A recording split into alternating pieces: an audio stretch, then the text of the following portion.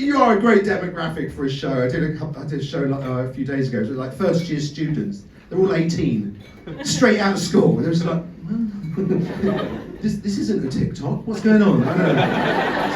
It's fucking weird. It was just weird. It was silence, or what's German say? Silence!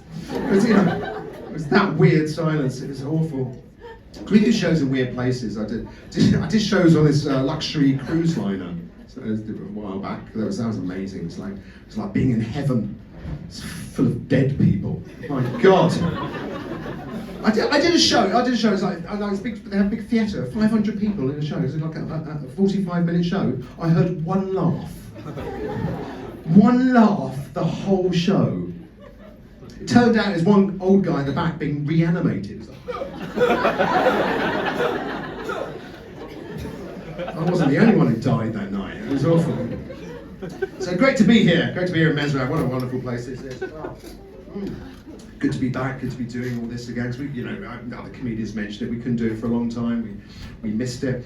During the dark days of the lockdowns, we could only have maximum 30 people we could do a show for. Then socially distanced. That was not great atmosphere, I can tell you.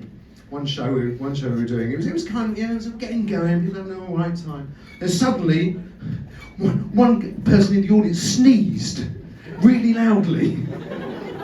And that was the end of the show. That was it. It was like fucking chaos, pandemonium. It's like people are diving for covers. Ah! It's like a nail bomb had gone off in the audience. I was like, incoming! Jesus Christ. And now, look at where we're at now. It's amazing, isn't it? Absolutely, yeah, exactly. We don't care, couldn't give a shit. A total stranger could sneeze right in your face and you'd be like, oh, lovely, refreshing. Lovely. Oh, nice. Can I have another one? Yeah. Especially with this heat, my God, it's nice it's cooled down as well, isn't it? Oh, fuck, I was in Italy on holiday last week. It was so damn hot. I sweat. I just sweat all day long. It's horrible. I was just sweating. It's coming off me like the Trevi fountain. People were throwing coins at me and making a wish, It's horrible. Horrible. But it's awful because during the dark days of the pandemic, we couldn't us comedians, we couldn't make a living, we couldn't do it. I'm actually one of the lucky ones because I've got a buffer. She hates me calling her that. I have a wife who works, thank God! Thank God she has a proper job! Trouble was, my wife, she used to go to the office 3-4 days a week, and I'll be doing shows at night. That's what I do for a living, believe it or not. Not okay. You guys are brutal, Jesus. And then during the day I'd have the house to myself to do what the hell I wanted, which was great. But then suddenly COVID came, and then she's at home all the fucking time. And now she knows how little I do in a day. My secret's out. It's horrific. It's horrific. I have to try and look busy. Any idea how difficult that is when you have nothing to do? It's horrific. I have to try. I have to get up in the morning. Yeah, it's not easy. It's not easy when you do this. But you guys are great. We miss this so much. Oh, this is what we do. We love it. We love this. It's our passion. Making a room full of people. Because there's nothing like it. It's just nothing like a room full of people screaming with laughter. And this is nothing like it. But still, we're getting there. Nice. But I'm from Britain, but I like a lot of you, I've left Britain. I don't live there anymore. Got the fuck out. I left because of a woman, Theresa May. And came to this fine country. Don't we love living here? Most of you live here, don't you? Don't we love it? Isn't it a great place to be? The world's going fucking mad, but this is one little bastion of almost sanity, drug-induced sanity. It's wonderful. It's wonderful. I love the lifestyle. I love being on just the bikes. It's fantastic, isn't it? You cycle everywhere. It's healthy. It's good for the environment. Yeah, I love it when you get your head down against the wind.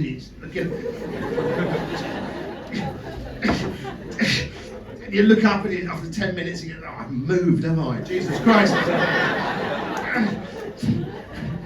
We had this horrific wind, didn't we? Like, it was like a couple of months ago. It was like a whole month. Just didn't stop. Wind. It was just wind the whole time. It was, I had hair before that. It was...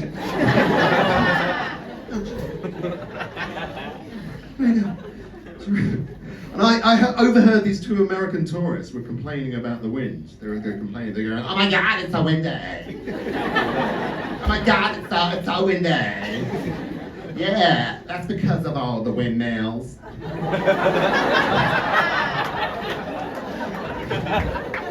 Why do they want to make so much wind? That's so stupid. I love the cycling. I love it. I think it's the best thing ever, and especially you know, as a guy, as a man, on that bike with a hard saddle between your legs, just a hard saddle there, and after about a little while, you know, there's nothing there anymore. You can't. It's like completely numb. You can't feel anything. You can stick pins in it, can't you? And you can finally think clearly. It's like, oh wow. Wow. It's like stepping out of the Matrix, isn't it? So, wow. Birds, buildings, trees. A beautiful woman. Yeah, whatever. Yeah. Yeah, well, I'm in charge now, mate. Yeah. That's how it is.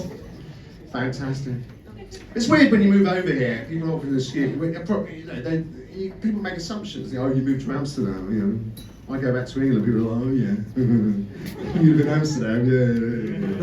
Yeah, I know why you live there. It's for the drugs, isn't it? It's for the drugs. It's for the drugs. It just gets a bit annoying, doesn't it?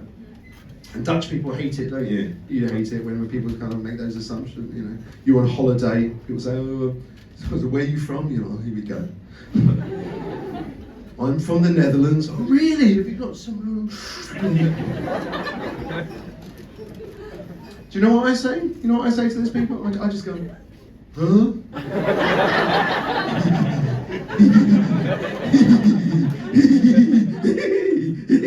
Ends the conversation. Yeah, you got drugs here. You're treated like a grown-up, aren't you? You got to treat it like a grown-up. If you want to take drugs, that's your thing. You got, you know, smoke a joint, fine. In Britain now, it's still illegal, isn't it? You can still get in trouble just having a bit of marijuana with you. You know, you have to be very secretive about it in Britain. You have to talk in code. You have to say things like, "Hey mate, I've got an eighth of gear. Have you got some skins and a roach?" It's good code, isn't it? So most of you haven't got a clue what I'm talking about. It works. Whereas here you can just say it as it is. You can say, "I've got a gram of marijuana. Have you got some rolling papers and a filter?" "Thanks very much, officer." You can do that. You can do that. No, I didn't move here for the drugs. I don't.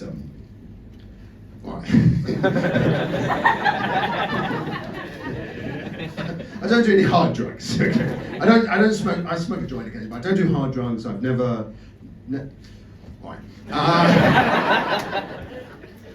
Right. One time, I was out with some friends, had a lot to drink. A friend of mine said to me, "Do you want to try some cocaine?" All right, you only live once. So I took it and went. And then I was completely sober again. That was it. 40 euros worth of alcohol. Gone in one snort. It was a complete waste. I went home again. Went home early on a Saturday night. Ended up filling in my tax forms, which is not a good thing to do when you're on cocaine. No, it's word of advice: never fill in your tax forms on cocaine. I massively exaggerated my income. So.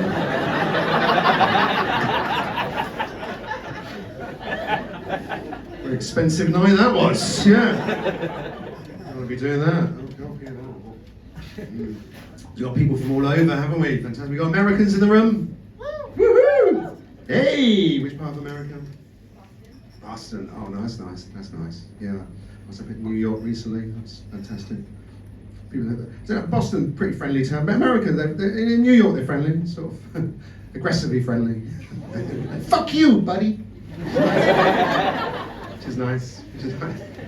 Had a good time. I was with my daughter actually. I took my daughter. I have a daughter. I have a 20-year-old daughter. I know it's hard to believe, isn't it? Thank you. Okay. I was a teenage bride. What can I say? 20-year-old daughter. I took her to New York for a special trip. It was great. We had a special trip. We did some great stuff. Saw some great places. Went to a place called Katz's Deli. Don't know if you've ever heard of that. Yeah, it's famous. Yeah, it's famous, isn't it? For the film When Harry Met Sally.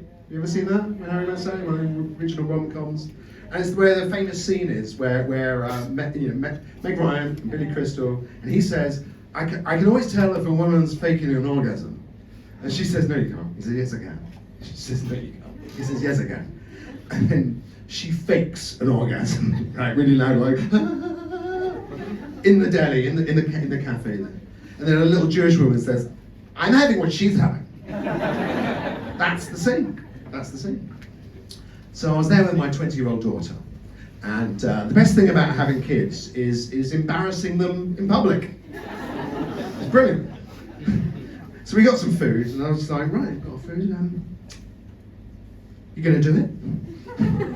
She's like, no, I'm not gonna do it. I'm not gonna do that. It's ridiculous. Then she said, you do it. So I was like, all right. So I went, ugh! And I had the best day of my life. It was brilliant.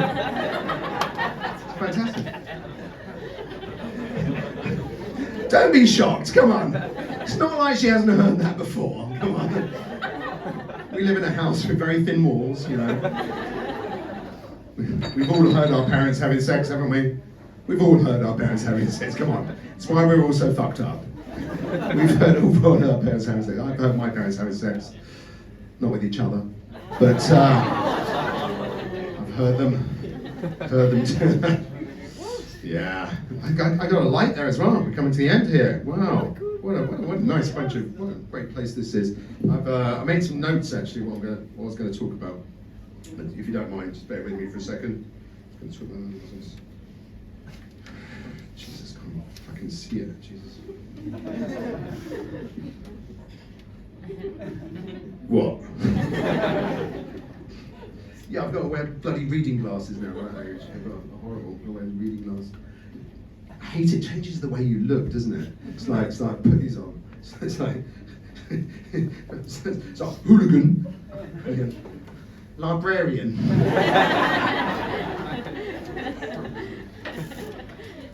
And it's only, I don't, because I've got contact lenses in for distance, right? Yeah, without the contact lenses, I can read perfectly well, but if I put the contact lenses, I can't read anymore. So then I've got to put these glasses on top to compensate. It's fucking stupid. It's like when women pluck their eyebrows and then draw them back on in pencil.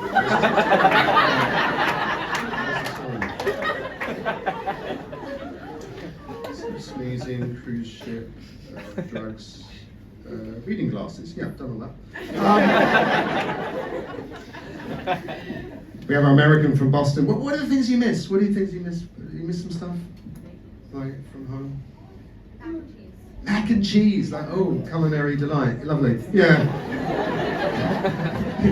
There are probably Italians here going, how dare you? How dare you? What about like some cultural thing like Halloween, huh? Halloween's a big thing in America, and it's not so big here, is it? You know, it's a friend of mine back home in England. He's like the king of Halloween. Dave, he's the king of Halloween.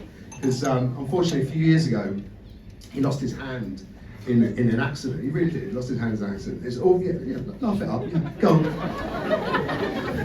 But he lost his hand, but he actually deals with it. He makes jokes about it all the time. Like one time I was with him in a clothes store, and he's lost his right hand. He saw a guy who'd lost his left hand. So he went up to him and goes, hey mate, do you want to go halves on a pair of gloves? Brilliant, brilliant.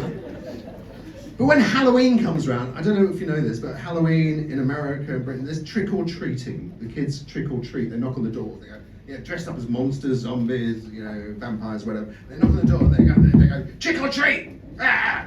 Which means you've got to give them candy, or they go fucking ballistic.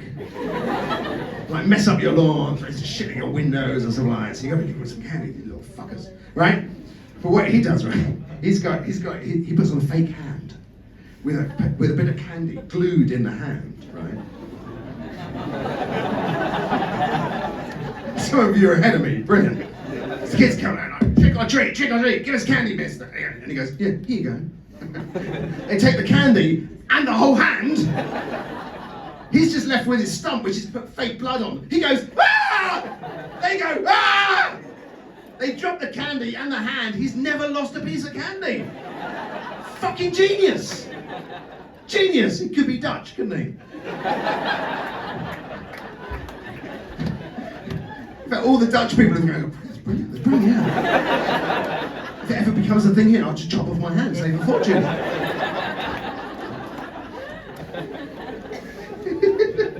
Hey, Mezrab, it's been an absolute joy talking to you. My name's Adam Bills. Good night, cheers.